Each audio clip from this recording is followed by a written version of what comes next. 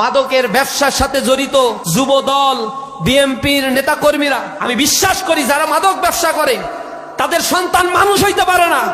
এই সন্তানগুলো অমানুষ তৈরি হয়। এই মাদকের টাকা দিয়ে কোনো সুস্থ শরীরের মানুষের জন্ম হইতে পারে না।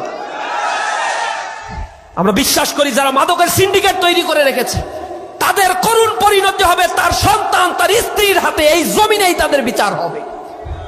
এখনো সময় আছে, মাদক ব্যবসা বন্ধ করো, সমাজকে মুক্তি দাও, সমাজের মানুষকে বাঁচতে দাও। যদি আপনার বাবা মাদকের সাথে জড়িত থাকে, যুদ্ধ ঘোষণা করবেন বাবার বিরুদ্ধে। সে একা মৃত্যু মুখে নিজের রাতকে পতিত করছে না, পুরো কমিউনিটিকে, একটা জাতিকে সে তিলে তিলে ধ্বংস করে দিচ্ছে। বিশ্ববিদ্যালয় ক্যাম্পাস, কলেজ আঙ্গিনাগুলোতে মাদকের অভয়ারণ্য, ডিলারশিপ নিয়ে আসে এইখানে।